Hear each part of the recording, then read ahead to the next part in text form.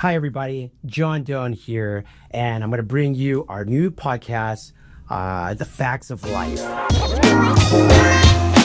one of the things that I have found that was really difficult was trying to find a name. My team and I were looking, what's good? What genre should we, attract? What should we talk about? It's one of the hardest things that you could do when you're trying to start up a podcast. And what we found is that a lot of people like to talk about life. What does that mean? It's so general, right? We're going to keep it very general.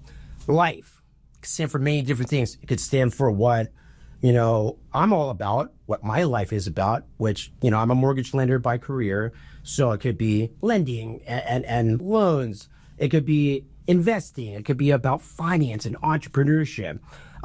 Or depending on the guest that I bring on or the topic that we're going to be talking about on that particular episode, it may, we may be talking about lifestyle, interests, right? We could be talking about fun things to do or entertainment. It just all depends. So thank you for joining us. Hope you have a good time as we build up our podcast.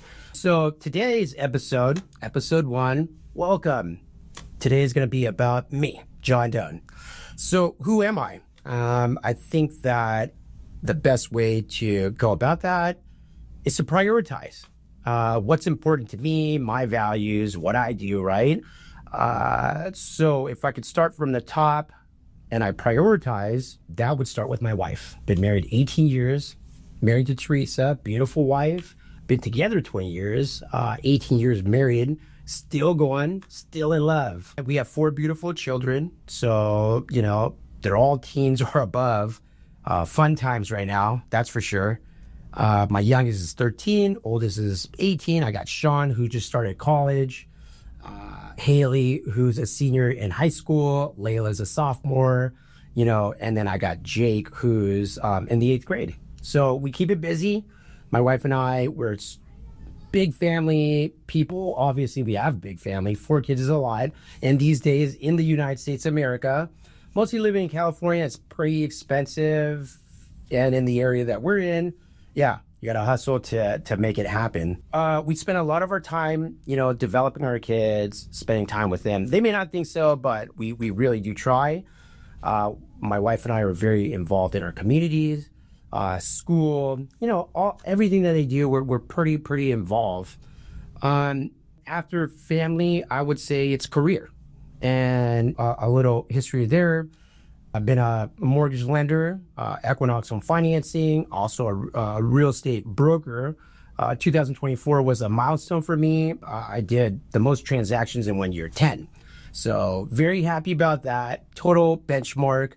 To some, maybe that's not very many if you're just hustling out there and doing many units. But for those that are kind of average or whatnot, that's a lot. So pretty proud that I've been able to build up that trust or that those relationships where I'm getting referrals and people are like, yeah, this guy's good, or he's good at negotiating, or he's honest, transparent, right? So that makes me happy. As far as my career goes, I sell homes. I'm a real estate broker. However, the main thing that I do is we're a mortgage lender, right? And I can talk about that a little bit more later. So after my career, I would say that next is what my wife and I do. We spend a lot of time with our community and our city and where we are. So with that said, starting this year, 2025, I was sworn in as Scoutmaster for our scout troop. I watch over, I advise over 100 scouts, girls and boys. So, a lot of people are like, you're busy, sell houses, you got to accompany 20 people and phones ringing, emails, texts all day, every day. Why are you doing this? Like, why are you managing 100 plus boys and girls that starting at the age of 11? I have one really simple answer to that. Well, I guess I got a few, but number one, my oldest, Sean, who's an Eagle Scout. Yeah, I thought it did him great. I believe in the program. I was like bad press or whatnot out there. I'm really trying to change that, trying to modernize scouting, I'm trying to do things the right way, just within our community. I don't think it's going to change everywhere, but doing what I can. So total, I've got 3 scouts in. I've got Sean, I've got Layla, who's about to be a Life Scout. First girl in our trip, she jumped on. So that was really cool. I got Jake. So I got a few years left. And why do I do it? I want to make an impact on kids in our community. Where I live, I do believe that a lot of the kids are sheltered or they're in a bubble. I don't know, maybe it's done that way on purpose by the parents that live in the area, so no one to blame. It just is what it is. But what I would like to do is, I don't know, mentor, advise, consult these kids on the real life, and that makes me happy. I like to teach. Any opportunity that I get, I try to help them out, to help develop them. I don't know, prepare for the real world, I guess. Is the best way put, because you go to school, there's a lot of academically smart kids in these areas that we live, but street smart wise or just having knowledge of what it's like when you grow up, it's tough. So in a nutshell, that's kind of who I am today, what I'm doing now currently. And I think it would be good to kind of go backwards from here, right? And kind of talk about my upbringing, where I grow up. Who am I? Well, as you can probably see, Asian American. I'm Vietnamese. I grew up here in California. My parents came here from Vietnam after the war in 1975. Most, like most Vietnamese families or parents during my generation, they didn't know anything. So they didn't speak English. They had to learn. They had no idea what our culture was like in America or what the social standards were, it was nothing. It was all just figuring it out and navigating from ground zero, right? And so we didn't get a lot of help from our parents. It was just go to school, do well, right? That's it. And so you hear a lot of people making fun of Asian people and their parents and how tough they've been. You know why? Because they don't know anything else. They had no other ideas other than go to school, work really hard. We've sacrificed for you. We're doing everything so that you can get educated so that you can build your own life. And that's why there's all these jokes or people would talk about that, but it's because our parents, when they came here, didn't know any better. So here I am, Asian American, right? Growing up, big disconnect with family, with parents. They wanted things done one way, but we were growing up learning how the American culture was. So there's a huge disconnect. So a lot of my peers, friends, kids that grew up the same time I did that were Asians or Vietnamese, we all went through the same thing, arguing with parents, debating, not just your normal teen debate. It's just because they really didn't know.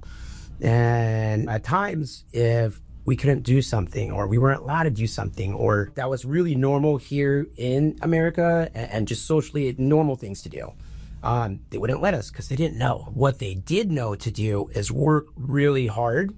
I'll give you an example, but in 1975, Vietnamese people after the war came here on a boat, many boats, right? Struggle, came here. And so where I'm at in California, we have Little Saigon. It started out with this street of a few Vietnamese vendors. And within 20 years, it took over a whole city. And now it's called Little Saigon. And I remember reading a article on people that came here from Vietnam, and just from the circumstances or as a race or a nationality, how fast, the Vietnamese people came up. Because kind of looping back to my parents and what we grew up with, because they worked so hard, so much, so hard, and they were pushing, assertively. But as you can see, that is kind of the culture that I grew up in, that I am used to. And I think that growing up that way made me want to parent differently. I think that happens a lot. Hence the kids being in a bubble or in a shelter or whatnot. So, growing up, everything was pretty normal. when we got into high school, or I did, yeah, I think that's when you're a teen and you're debating with your parents all the time because they didn't know what was going on, right? Even 15 years being in the States, not being exactly socially or culturally aware or educated, right? Yeah, I mean, as a teen, took advantage. My parents were working hard. They were working. I want to say they were like, it's been a while, but I want to say they were out of the house like 6 a.m. and then they wouldn't come back till like 7 p.m. So what do you do when you're a bunch of teens getting out of school at 2:30 and your parents aren't home for another 5 hours? Yeah, we were bad. I was bad. I was bad. Our house was like the party house. We would have literally 10, 12, 15 friends over at our house hanging out. And right before my parents would come home, everybody's scrambling to clean up and put everything away. But that's what we were known for back in the days, right? We were the hangout house.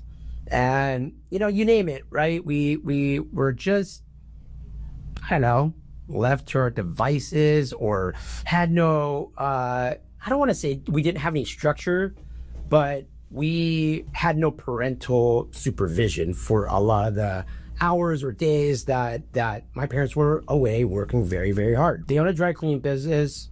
It was hard work. If you've ever worked in a dry cleaners or have walked into one, a lot of people are not dry cleaning as much as they used to, but if you have, it's all steam. It's like 100 degrees. You can have 5 ACs and it just doesn't do anything. So, you're in there, you're sweating and you're working and you're just grumpy all day. I just don't know how you could be happy working in that type of environment. And so now that I'm older, I think I kind of understand why my parents were probably not very happy on a daily. It's because they were sweating like hell and it was rough. And then they would come home and deal with these teens and we were dicks, right? And just rebellious. And that would make sense why we had that type of dynamic. So yeah, I mean, look at it from this standpoint. They would come home, they're tired. And when they came home, imagine this, they had bags and bags of laundry that they would bring home because there was too many hours at their location.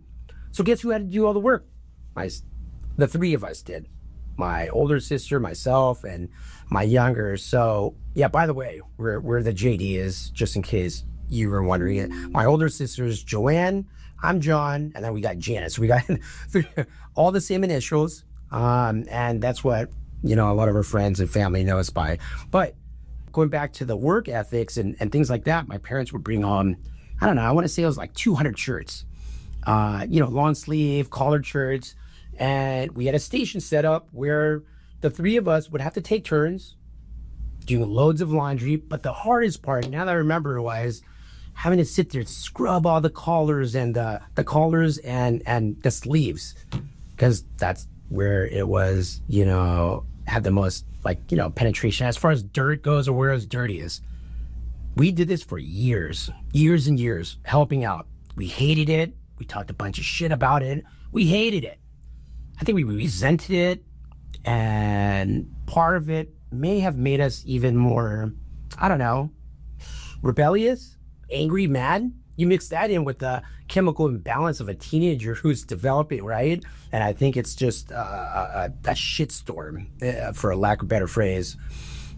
But yeah, so, that was kind of like my teen years. And I think I'll get into this on another episode of my adventures as a teen. But again, rebellious, that might be a soft term. I was bad. Straight up. I was fucking bad.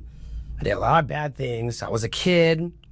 Very different from who I am today. When I was younger, I think this has to do with just, I don't know, hormones, I think, and the chemical imbalance of being a teen. But I was very quiet. I was always angry. Hard to believe, because I tell people that, or people that know me today, see such a big difference in who I am. I was very quiet, didn't talk. I wasn't loud. And I was always angry, like I said, always ready to rumble, And culturally, during that time, this is the 90s, by the way. Number one, hip-hop's coming up. Whole gangster, generation, gangster rap, gangster everything. So that was kind of like a fad, Everyone's wearing baggy jeans. and everyone thinks they're hard, no matter where you're at or where you live. But there was some truth to that culturally on our end. You know, a lot of the people we hung out with or that were associated with. I don't want to use the word poor. Poor is state of mind, in my opinion. So let's just say that we were broke, right? A lot of the families were broke or on the come up or working, trying to build or develop. And so we didn't have a whole lot, to be honest. We did not. And so when you're in those types of situations, I think it's fight or flight, sink or swim. And a lot of people did bad things to try to earn money, right? I don't know if the word earn is correct, but to make money. And so that played into the whole 90s and just, so I guess an explosion of cultural and social mixes that kind of created that nucleus. And during that time, we did what we have to do. We did what we had to. And if I look back, good times, it was fun. Do I regret any of it? No, I don't. I think that regret sucks. I never regret or try not to. I mean, it's hard to say, we're humans. It's hard not to regret anything, but I try not to. What I do with regret is I learn, I experience. And then I really do believe that bad or good decisions, whatever you make, you make, decisions, and it either turns into a good or a bad, result, but it develops you and makes you who you are, right? I am a product of who I am today with the experiences that I've had, good, bad, ugly, pretty, doesn't really matter, but here I am. So yeah, again, high school, oh my God, stories galore. I don't want to go through that today in my bio because it might intrigue you to listen more, but it may scare you off. I don't know. So I'm not gonna try today, but I promise I will get into that a little bit later. I'm pretty sure there'll be some interesting stories that you will like to hear. Yeah. So with that said, going back to my upbringing, work ethics, right? Kids who were scrubbing laundry shirts and up till midnight with schoolwork and everything, helping parents out. One thing that I think it embedded into me is just hardcore work ethics. Like, that's what I grew up around.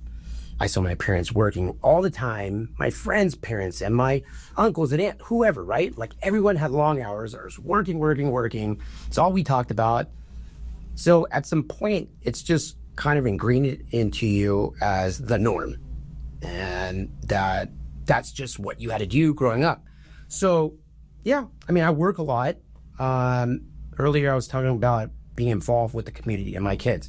To be honest, I mean, I involved myself with the community to help, but really it all started because it was a good way for me to force myself to spend more time with my kids. Otherwise I'd be working all day, all night with no breaks. So career wise, after high school, let's just say I was bad. I needed to get grounded with being busy and finding something to do. My uncle worked at a furniture store as like a delivery guy. He's like, hey, come work with me. So he got me in. Oh man, I totally forgot about this. I was 16. I lied to the owner of the business. He said, yeah, I'd be 18 or older to work here if you wanted to be in sales. So I just told him I was 18 and I filled out an application. He didn't ask for my ID. He really liked me. So there we go. I was working at a furniture store. We were selling really high-end furniture. This is back in the days where nothing was made in China. It was all made in North Carolina, all American made. It was serious. Like, you would go into a showroom, pick what you like, and you'd have to wait 8 weeks to get it because they made it for you. Back in the days, it's like in the 90s. And I was out there hustling, selling, and I learned everything about furniture that there was to know, coming down to like finishes and wood and trees and what kind of, oh man, it was a lot. But I became a furniture pro. And because of what I learned and how I spoke, I learned that, speaking to people and explaining to people in as much detail as you can, as far as like facts go, really adds a lot of value, And so I did very well. I was selling dining sets. Like, I'm talking about table and 6 chairs, $10K. Right? $10,000 in the 90s. That was like really high rolling stuff right there. My biggest win during that time Yeah, I loaded up a house of a pharmaceutical company. It had this gigantic 6,000 square foot home that was just built near the ocean. He loved me, told me to come over. He said, just fill me up. I rode up, walked out with a check for $155,000 right on the spot. It was like the best that I ever did, and made quite a bit of money off that sale. But again, I was in the furniture business. And then around 2002, 2003, I want to say, China got in the game.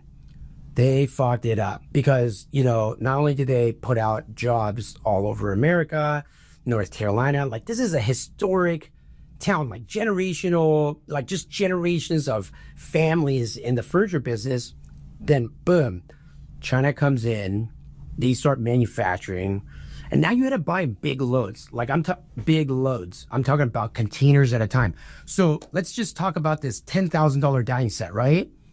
Before I would just place an order for one. But now, because you're buying quantity, not custom made anymore, you would have to buy 50 to 80 of them to fill a small container. And it's like, who had the money to do that? And where do you put it? And so there was a problem. People were actually doing that. We lost a lot of money because if you made the wrong decision on an item that wouldn't sell, you're stuck with it. And there was like this gap because there was no distribution services or anything like that. However, during this time, I had a lot of buddies that were, like, leave, get out of there, get into the mortgage industry. And so I did. I want to say it was around 2004 is when it all began. Man, started out, I remember just selling subprime loans. That's like a whole other episode, but it was crazy back then. I knew nothing about mortgages or loans. Came in swinging, worked in this company. Wow, bringing a lot of memories here, but I worked in a company, there was like 1,000 people on the floor. It was just crazy wild. Bentleys, Ferraris, Lamborghinis in the parking lot, Laker girl cheerleaders that are like on the floor. I don't know if they were producing or not, but I wondered, thinking back, if it was just eye candy to capture other talent. I'm not sure, but that could have been like a major reason for that. But anyways, yeah, I was selling really expensive mortgages, second mortgages. As I learned, we were charging people 10 points in the front. So like if you did a loan for 100,000, we were charging 10,000. And then the bank would make another 10,000 in the back. So 20K of fees for one of these loans. And I didn't know any better. I thought that was the norm. Kept on selling, did my best, did well. I don't know, 6, 7, 8 months later, finally figured out that I felt like I was ripping off people. So I bounced, right? Took off, looked for a better company to work at. And then I would say that that's like where my real career started. Long story short, I started at a company that was acquired by HSBC, managed a team, really grew it, did very well. And then 08, 09, there was a crash, right? Economic crash. And so, wow, yeah, I lost everything. That experience made me who I am today. When I was young, getting into this, making all the money that I was spending a lot too. It was a little unreal. And I think at a younger age, you think you're invincible. It's all good. I'm spending this money. I'm going to make it back. No problem. Because money was rolling in until it wasn't. My wife and I owned a home. It was our first one. And we ended up letting it go. Short sold it. Lost everything. It was rough. Yeah, we were broke. Broke. You know what? We didn't tell anybody about it either. So we were just trying to make it happen. I mean, if you were a lender or in this business or real estate, there was like no work for almost 2 years. It was just, and people were losing homes, foreclosures, banks, bailouts, all that. There was no work, stock crashes, everything, the whole nine, right? So it was hard to find work. We were eating like vegetables, because that's all we could afford. And yeah, it was rough, but it humbled me. I think what really humbled me too is like one memory that I could think of. I think it was, because crash started like 08, I want to say 2011, Christmas 2010. Again, none of my family knows, right? I mean, we're not telling people that we're hurting or that we're broke, you know. And before our house was totally gone, that we had to move out of, Teresa's mom and dad, my in-laws, Barbara, they came, like they knew, they came over, and I remember them loading, it was Christmas, they came over with tons of groceries, loaded our fridge, and we just like started breaking down. We were crying. We're so grateful.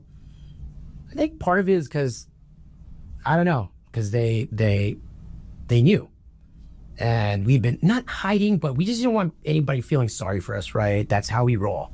We don't want it. It's not pride. It wasn't about that. You know, everybody was hurting. So why bitch about it? Why complain?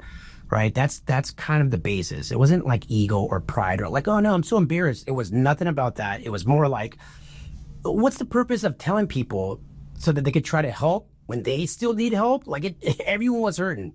So it just didn't really matter. And so we didn't really talk about it. But that was definitely, you know, a big milestone in my opinion. After that, I had a couple good ideas, opened up another company, not mortgage or lending related because it's still down. Got to the debt settlement space, did that for a while, and really found success and bounced back hardcore getting into the marketing business. Now, it was direct mail, had a couple partners, it was a direct mail business, and we printed mail for call centers and made their phones ring with leads. And I mean, we had a great system and process down, and we killed it. I started making more money. You know, now 2010, 11, 12, we started rebuilding. And then, yeah, by 2013, we bought the house that we are in now. Hence the whole purpose of finding loans or alternative loans to help people like me who are self-employed finance. Yeah, I work a lot. My wife does too. And so here we are today. After all the experience, all of that, we've developed a niche product or program or offering where we have a slew of just different products that we help self-employed people with who can't go the traditional route to buy or refinance homes. And so, you know, we're laser focused on that. So work is good. Work is busy. Rates are high in the last couple of years. But, you know, I guess I'm really grateful that it just doesn't really matter because what we offer are solutions. You know, it's not really a commodity. Yeah, with that said, I am super duper excited to keep this thing rolling. I'm excited. There's a lot of damn work that goes into this, but what I did learn and some of the things that, you know, I saw that was common again is like, don't think too hard. Like just fucking turn on the lights and turn on your camera. Let's just start talking, right? And we go from there. And that's exactly what I wanted to do.